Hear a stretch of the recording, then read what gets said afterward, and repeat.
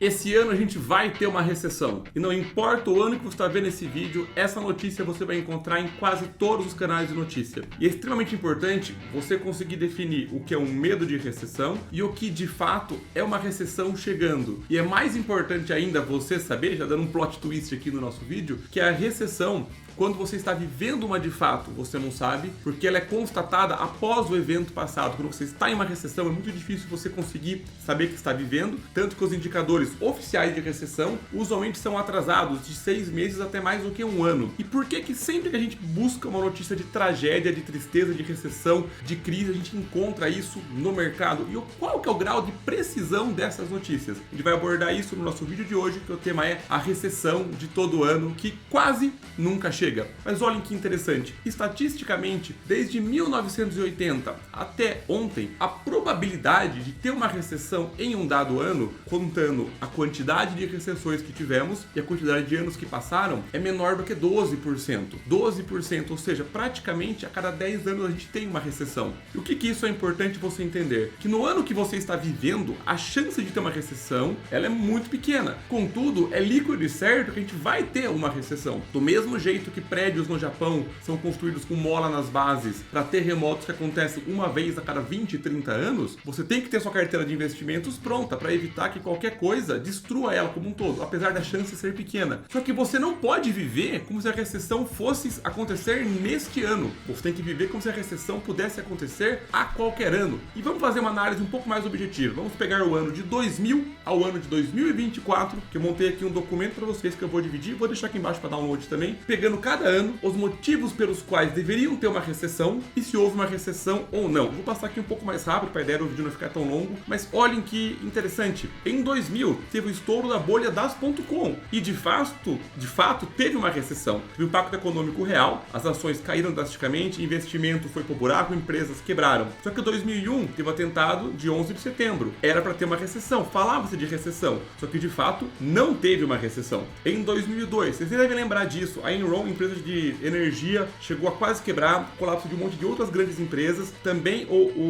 gerando um alerta de uma recessão quase que inevitável, gerou um impacto de confiança nos mercados, e impacto em confiança gera um impacto real. Eu estou com muito receio de algo acontecer e eu seguro meu dinheiro, esse dinheiro ia ser aplicado na economia para crescer. O medo de algo acontecer em economia gera uma profecia autorrealizável. Eu segurei meu dinheiro, eu não investi, o investimento não aconteceu, o impacto real ele chega. E adivinha, também não tivemos uma recessão. 2003, a guerra do Iraque, subiu o preço do petróleo, uma crise podia chegar. Também não tivemos recessão. 2004, o Fed começou a aumentar a taxa de juros, o que também é um indício preocupante que pode gerar uma recessão. 2005, furacão Katrina, também não tivemos uma recessão. Estão enxergando? 2006, o mercado imobiliário começou a desmoronar. 2007, os grandes bancos começaram a registrar perdas massivas, teve a quebra do Lehman Brothers, mas também não teve recessão. E em 2008, de fato, a gente teve uma recessão gigantesca. 2009 a gente não teve, o mundo estava vivendo uma recessão. 2010 também não tivemos, teve a crise da dívida da Europa. 2011 a dívida do euro atingiu o maior patamar da história dela. Também não tivemos recessão, mas a probabilidade é alta, no final tem uma tabela de probabilidade. 2012, ainda em relação à Europa, que podia causar uma crise, não teve recessão. 2013, incerteza política e teto da dívida americana, que já discutia-se naquela época, de lá para cá ela explodiu, também não teve recessão. 2014, queda no preço do petróleo, crise na Ucrânia, também não teve recessão. 2015, a China, crise de commodity realmente pode gerar uma recessão muito séria. Adivinha, também não teve recessão, apesar das economias desacelerarem. 2016, o Brexit também não deu nada. 2017, dívida global subindo também, a probabilidade não era tão alta, mas também tinha motivos para dar uma recessão. Se você procurasse em sites de notícias, você encontraria. 2018 não teve recessão. É com muita alegria que eu venho oficialmente lançar meus 2 livros, O Jogo do Dinheiro Infinito e Como Nunca Mais Faltar Dinheiro. Se você gosta do meu conteúdo online, você vai adorar o conteúdo escrito. Foram mais de 2 anos de projeto para lançar esses 2 livros que pegam você pela mão e te transformam ou em um investidor ou em alguém que de fato tem as finanças pessoais controladas e cria metas para poder se tornar um investidor. Não vou ficar aqui nesse tempo, que eu sei que você está aqui para ver um outro conteúdo explicando como que funciona o conteúdo do nosso livro, mas eu garanto para você, se o conteúdo online você gosta minimamente, você vai se apaixonar pelo conteúdo escrito, feito com todo o amor e carinho do mundo para deixar o meu legado para essa geração e para a próxima. Então, para quem gosta de leituras, gosta de um conteúdo mais detalhado que você possa pegar e acompanhar um passo a passo, não deixa de conferir O Jogo do Dinheiro Infinito e como nunca mais faltar dinheiro. Agora eu vou deixar você voltar para sua aula.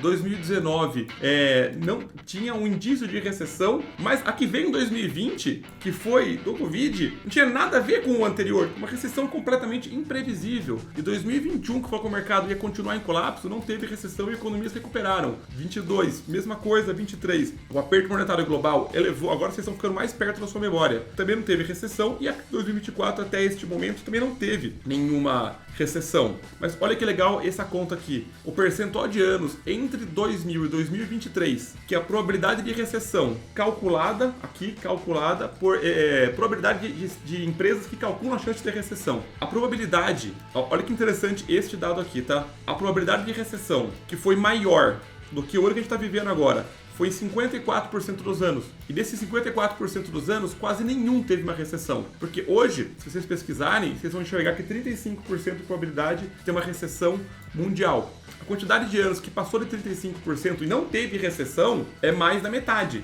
Então, no momento que a gente está vivendo agora, os momentos que tiveram uma recessão que foram 2000, que a probabilidade era 35%, razoavelmente baixa. Em 2008, já era 90%. Em 2020, era 60% a chance. Em 19, esse 95% era de um outro tipo de recessão, que não foi a recessão que a gente viveu, que foi uma recessão de pandemia. Mas olha como o mundo está sempre em alerta. Ele vive em estado de alerta, só que a chance de ter uma recessão é quase nula. Só que ser quase nula e ser nula são coisas completamente diferentes. O ponto é, você não pode se basear em notícias e fatos pontuais para tentar prever uma recessão. Você não vai conseguir prever, eu não vou conseguir prever. Você pode sim olhar as estatísticas e tentar ter um norte do que está acontecendo, mas na minha visão, que a grande lição desse vídeo é o seguinte: obviamente a concentração e tentar adivinhar quando uma recessão vai acontecer vai te dar mais chance de errar do que acertar, porque menos de 12% dos anos, de fato, tem uma recessão. 2, você achar que não vai vir uma recessão também é um pensamento equivocado. A sua carteira de investimentos tem que estar sempre montada para, caso que venha uma recessão, você tenha exposições em investimentos diferentes, dependendo da sua estratégia, uma posição em caixa. Eu não sou a favor disso, mas tem gente que gosta e tem sentido. Uma exposição em dólar, uma exposição no Brasil, uma exposição em renda fixa. Você ter uma exposição diversificada pronta para uma recessão. O que você não pode fazer, não é que você não pode. Na minha visão, você não deveria fazer movimentos bruscos por conta de uma recessão que você acredita que vai vir, que ninguém mais está vendo. Porque se todo mundo está vendo, isso já está precificado. Se a recessão ela está sendo vivida e você percebeu uma coisa, você é parte do mercado. Então já está incorporado nos preços. Quando o medo de uma recessão surge, as taxas de renda fixa já sobem, a bolsa já tende a cair, o câmbio já tende a disparar, e você movimentar nessa hora é movimentar com atraso, porque o mercado ele já precifica o futuro. Então